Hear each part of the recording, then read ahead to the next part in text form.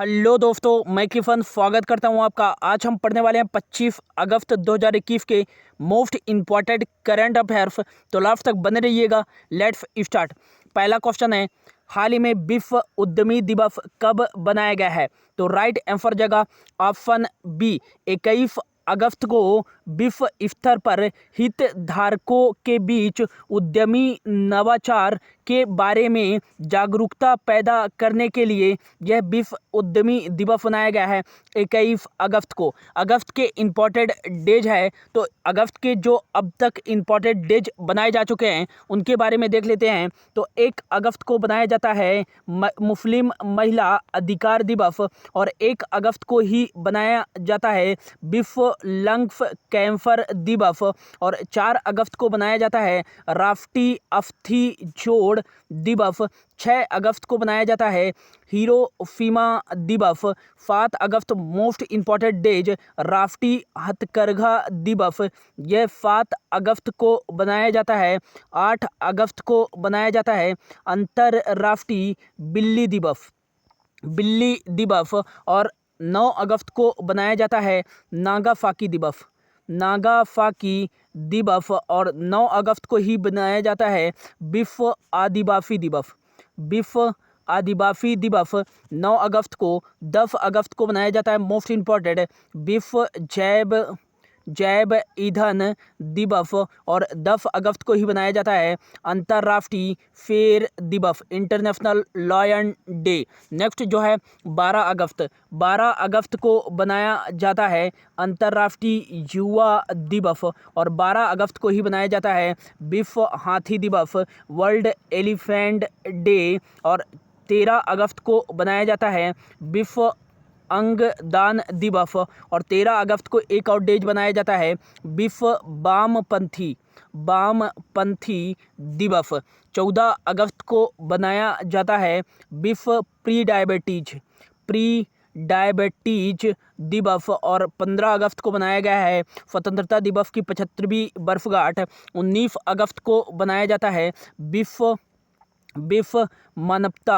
मानवतावादी दिवस, और 19 अगस्त को ही बनाया जाता है विश्व फोटोग्राफी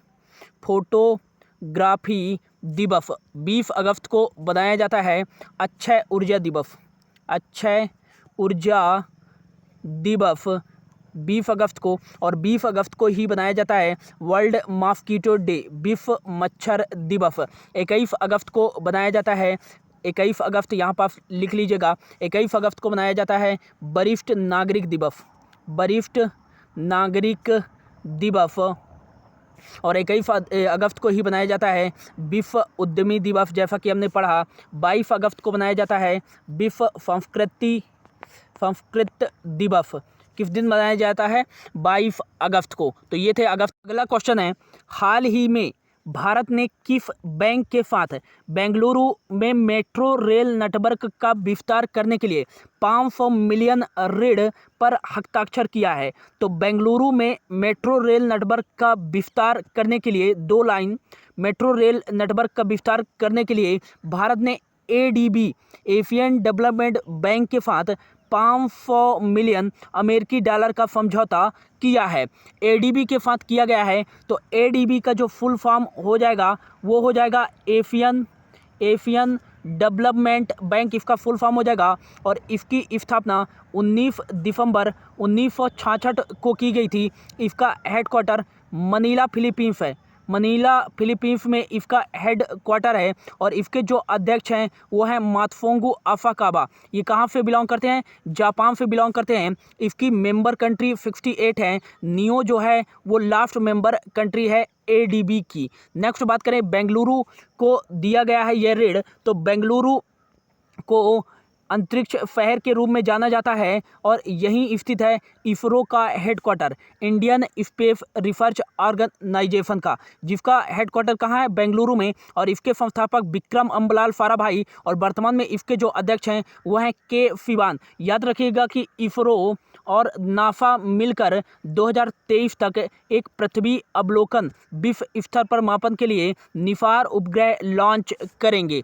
नेक्स्ट जो क्वेश्चन है, हाल ही में भारत का पहला स्वदेशी मोटर चलित व्हील चेयर वाहन नियो बोल्ट किसके द्वारा विकसित किया गया है? तो भारत का पहला स्वदेशी मोटर चलित व्हील चेयर वाहन नियो बोल्ट विकसित किया गया है ऑप्शन ए IIT मद्रास के द्वारा। यह आसमान भूमि में भी चल सकता है और इसकी जो टोटल स्पीड है वो स्पीड है 25 किलोमीटर पर आवर। यह लिथियम आयन बैटरी के द्वारा संचालित होगा और यह एक बार चार्ज करने पर 25 किलोमीटर तक चल सकता है। यह भारत का स्वदेशी मोटर चलित व्हील चेयर वाहन नियो बोल्ट जो कि भारत का पहला है। नेक्स्ट क्वेश्चन है, हाल ही में युक्त धारा पोर्टल किसके द्वारा लॉन्च किया गया है? तो युक्त धारा पोर्टल लॉन्च किया गया है केंद्रीय ग्रामीण एवं पंचायती राज्य मंत्री गिरिराज सिंह जी के द्वारा। युक्त धारा पोर्टल ग्रामीण स्तर पर समस्याओं को समाधान करने के लिए और कृषि संबंधित विकास को आगे करने के लिए यह लॉन्च किया गया है। युक्त धारा पोर्टल पंचायती राज्य मंत्री गिरिराज सिंह जी के द्वारा जितेंद्र सिंह जी ने इसमें भाग लिया था। मनरेगा की जो संपत्तियां हैं उनको सुविधाजनक बनाने में भी यह पोर्टल काफ़ी मददगार होगा। युक्त धारा पोर्टल एक रिमोट सेंसिंग पोर्टल है जो कि रिमोट सेंसिंग के माध्यम से डेटा को एकत्रित करेगा और यह भुवन पोर्टल की तरह ही एक पोर्टल है युक्त धारा पोर्टल।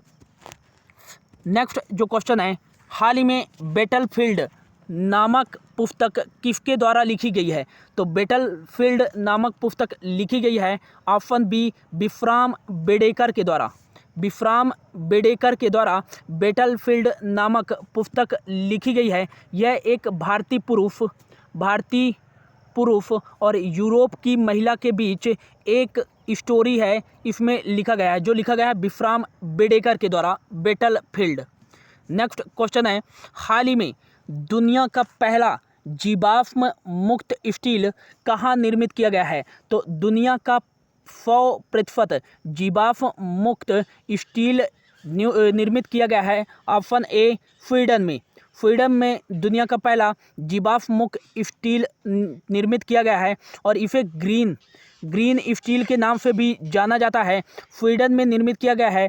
तो स्वीडन की जो राजधानी है वो है स्टॉकहोम यहाँ की राजधानी है और स्टीफन लोफवेन यहाँ के PM हैं और यहाँ जो करेंसी चलती है वो स्वीडिश क्रोना चलती है। रिक्सडांग यहाँ की सांसद का नाम है, ये भी इम्पॉर्टेंट है, याद रखिएगा। नेक्स्ट क्वेश्चन है, हाल ही में विश्व जल सप्ताह दिवस कब से कब तक बनाया जाएगा? तो विश्व जल सप्ताह दिवस यह बनाया जाएगा ऑप्शन ए 21 से 27 अगस्त तक विश्व जल सप्ताह दिवस बनाया जाएगा अंतर्राष्ट्रीय स्तर पर जल समस्याओं को संबोधित करने के लिए। नेक्स्ट यदि पूछा जाए कि अगस्त महीने में ही बनाया गया है विश्व स्तनपान सप्ताह दिवस, यह कब से कब तक बनाया गया है? तो 1 से 7 अगस्त तक। यदि पूछा जाए कि संस्कृत सप्ताह दिवस यह कब से कब तक बनाया गया है? तो 19 से 25 अगस्त तक बनाया गया है। तो ये था दोस्तों आज का करंट अफेयर्स। होप आपको अच्छा लगा होगा। Thank you so much for your watching.